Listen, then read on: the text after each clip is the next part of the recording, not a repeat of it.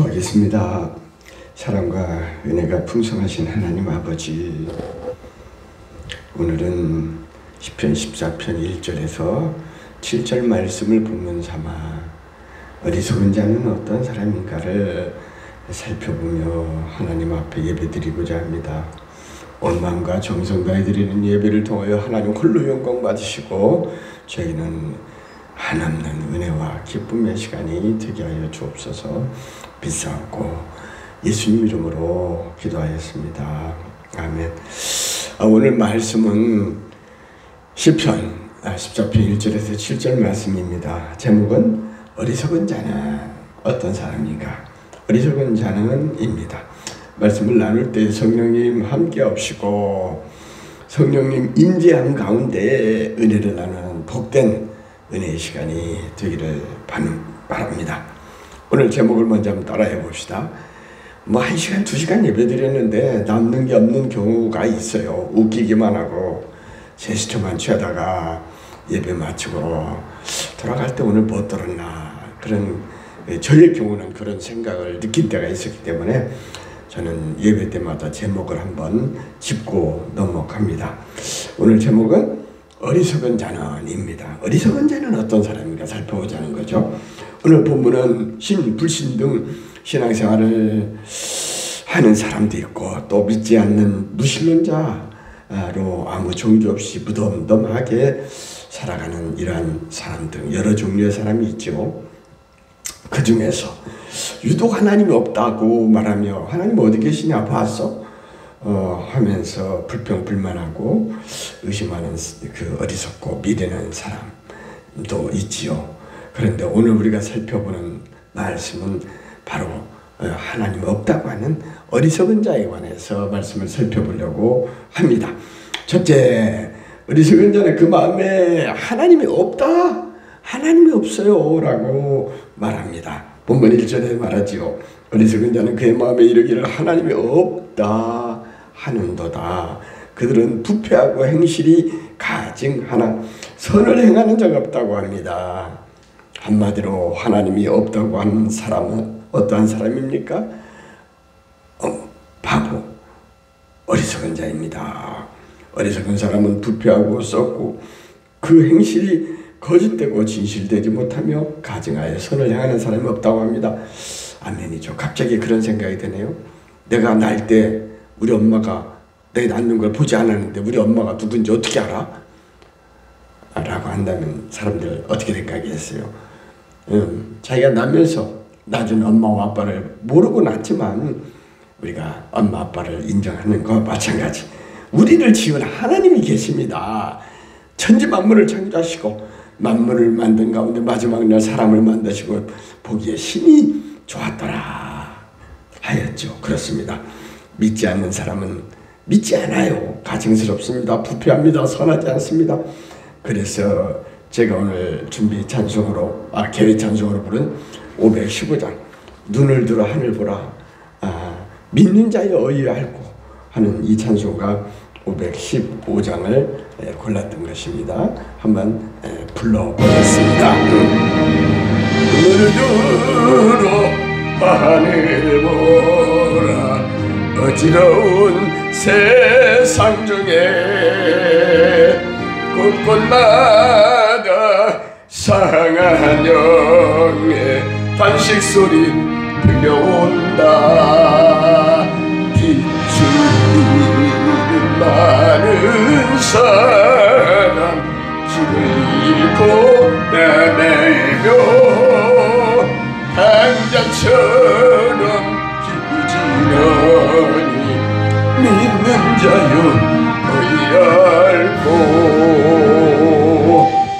1절은 부르겠습니다. 인내하신 우리 구주께서 의의 심판하시는 날 곧 가까이 임하는데 믿는 자여 의알고 라고 묻고 있습니다. 어리석은 사람들은 자기의 행위에 대하여 분명하게 파악하지 못하고 자기의 소행에 대하여서도 부패하고 가증스러운 것을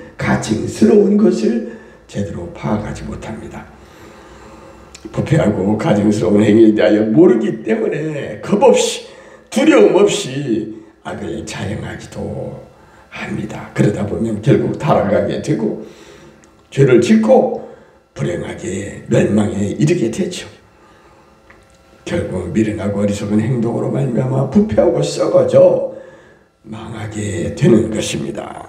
어리석은 자는 하나님이 없다고 하는 것을 우리가 먼저 인식을 해야겠고, 둘째는 그리고 또 더러워지고 추잡하게 됩니다. 오늘 본문 3절에 보면 다 치우쳐 함께 더러운 자가 되고 선을 행하는 자가 없으니 하나도 없더라. 악은 모양이라도 버리라고 하죠. 데살로니가전서 5장 22절은 말합니다. 악은 어떤 모양이라도 버리라 라고 하십니다. 오늘 말씀과 같이 선을 행하는 자가 하나도 없고 다 치우쳐서 함께 더러워질 수밖에 없게 됩니다. 치우쳤다는 말은 균형 감각을 잃어버린 거죠. 한쪽으로 치우치는 걸 말하잖아요. 그래서 대법원 청사 앞을 지나다 보면 그 벽에 크게 그림이 그려 있죠. 저울이 그려 있습니다. 저울은 무게에 따라서 1g만 무게가 더 나가도 한쪽으로 기울게 되어 있죠. 법과 재판은 한쪽으로 기울고 치우치면 안 됩니다. 저울의 역할을 제대로 못하는 것입니다. 유전무죄요 무전유죄라고 하는 말이 나와서는 안 됩니다. 재판을 받던 걸 중지하고 없던 걸로 하려고 하는 것은 안 되는 것입니다. 법과 정의는 모든 국민 앞에 법 앞에 평등해야 합니다. 그리고 공평과 정의가 하수같이 흘러야 합니다. 죄가 무엇입니까? What is the sin? 그것은 녹사자의 아닐 빗자입니다. 네 가지가 아닌 것이 바로 죄라는 거예요. 하나님을 믿지 않고 모독하는 거 죄죠. 성경을 하나님의 말씀으로 인정하지 않는 거 죄죠. 선을 행하지 않는 거 죄죠. 그리고 성령을 회방하는 것도 죄인 것입니다. 이와 같이 하나님을 모독하고 말씀을 인정하지 않고 선을 행하지 않으며 성령을 해방하는 것이 네 가지 죄라고 어느 부흥 강사님이 했던 기억이 나서 오늘 말씀을 잠깐 전해 보았습니다. 디모데후서 3장 16절에 보면 하나님을 말씀을 지키며 살아야 하는데 성경은 모든 성경은 하나님의 감동으로 된 것으로 교훈과 책망과 바르게 함과 의로 교육하기에 유익하다라고 말하고 있습니다. 다시 말하면 치우쳤다는 것은 마치 기차가 레일을 벗어나면 어떻게 돼요? 사고 납니다. 사람이 죽습니다. 대형 사고로 말미암아 재산도 피해를 봅니다. 마찬가지로 우리가 믿음 생활할 때의 정도를 벗어나서 제멋대로 해석하고 쉽게 행동하며 욕심을 부리며 자기 입장에서 해석하고 자기에게 맞춰 신앙생활 하려고 하면 결국 안 됩니다. 망합니다. 소망에서 이탈하여 좌절과 절망에 빠지며 사랑하지 않게 되기 때문에 미움과 다툼과 시기와 질투, 증오 등으로 인하여 서로 분리되고 갈라서게 됩니다. 싸우게 됩니다. 결국은 죄로 말미암아 생명에서 이탈되고 사망에 빠지게 됩니다. 참고로 돈을 사랑하면 일만하게 뿌리가 된다고 하는 걸 우리는 기억해야 합니다. 그렇다고 돈을 무시하고 돈을 벌지 말라는 말이 아닙니다. 수고하고 정당하게 노력하여 일한 대가로 받는 보수나 돈을 당연히 모아 저축하고 특히 이자가 높은 곳에 예치하는 것은 지혜입니다. 저는 이번 백두산 관광을 다녀왔는데 그 중에 지금은 은퇴를 하셨지만 참 훌륭하신 분이에요. 교회를 2개를 설립했고 대학 교수를 생활하면서 교회에서 보수도 안 받고 했다고 그러대요. 그런데 그분 제가 설교를 했고 그 다음에 그분께서 이동관의 차 안에서 특강을 했는데 첫째는 우리 100세 시대 건강, 둘째는 돈이 있어야 한다면서 돈에 관하여 얘기할 때에 그 한국투자증권에 관한 이율 높은 CMA, IS, 또 IP, 3가지 종류를 소개를 해서 저는 국내에 어제 와서 오자마자 일산에 있는 곳에 가서 얼마 소액이지만 글로 바꿔놨습니다. 왜? 0.1%라도 높으면은 그것을 우리는 선택할 수 있는 결단과 지혜가 필요합니다. 사도행전 20장 35절에 보면 어때요? 우리는 없는 자에게 주는 지혜가 있어요. 범사에 여러분에게 모범을 보여준 바와 같이 수고하고 악한 자들, 약한 사람들을 어떻게 해요? 돕고, 또 주 예수께서 친히 말씀하시기를 뭐라고 했습니까? 주는 것이 받는 것보다 복되다함을 기억하여야 할지니라 라고 그랬어요. 근데 제가 그 얼음 과자 아이스케이크를 좋아하기 때문에 휴게소에서 제가 먹고 싶어서 그 모인 사람들 20개를 사가지고 했는데, 가이드는 그 여성들이 한 달에 한 번씩 맞이하는 그 기간 중이라고 안 먹는다 하더라고요. 차가운 거.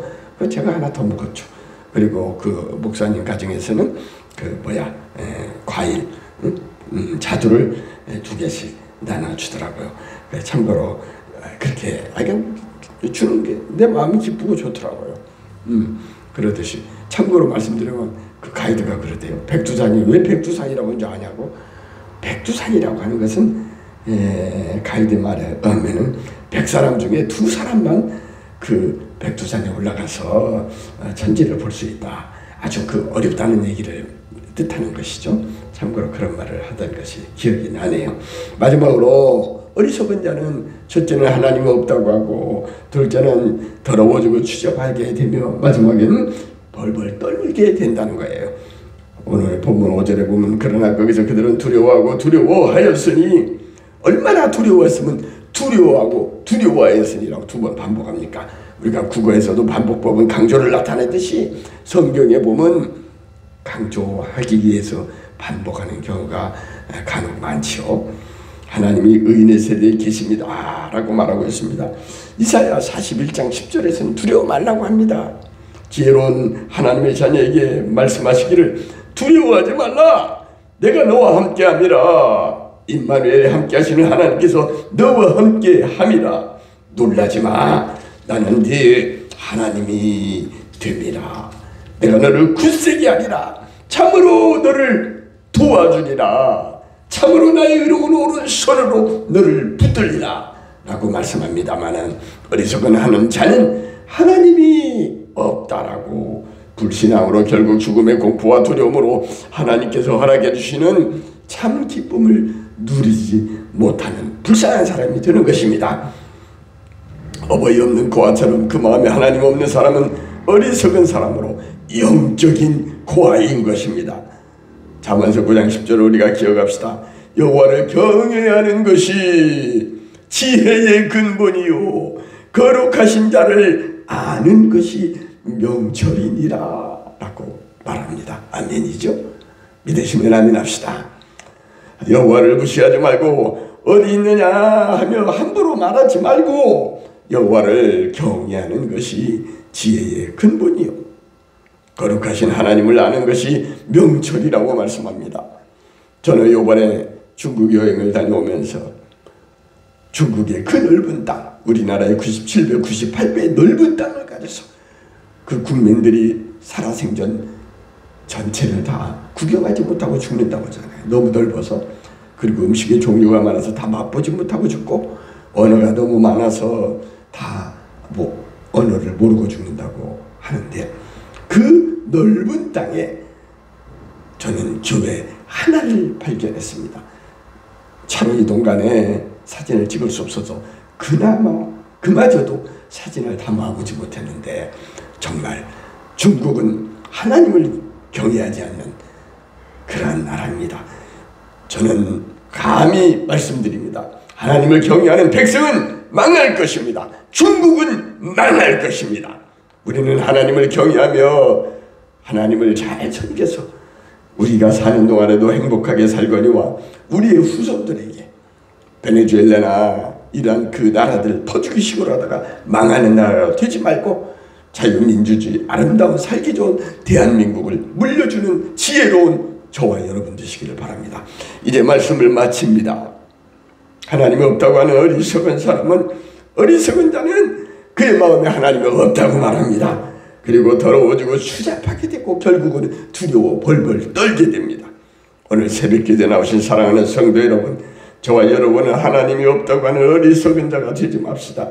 부패하여 썩고 추잡하고 두려워 벌벌 떠는 불행한 삶을 살지 말고 하나님을 바로 알고 섬기며 전도하며 살다가 지혜로운 삶을 살다가 저 거룩한 성 하나님이 계시는 구원받은 백성들과 함께 구원의 감격이 넘쳐 찬송 부르며 춤을 추는 12진주문이 있고 금은보화가 가득한 저 아름다운 천국의 주인공이 되는 저와 여러분이 다 되시기를 간절히 소원합니다. 축원합니다. 축원합니다. 이제 축도로 마치고 여러분들 마음껏 기도하다가 오늘 또 기도로 승리하는 하루가 되시기를 바랍니다.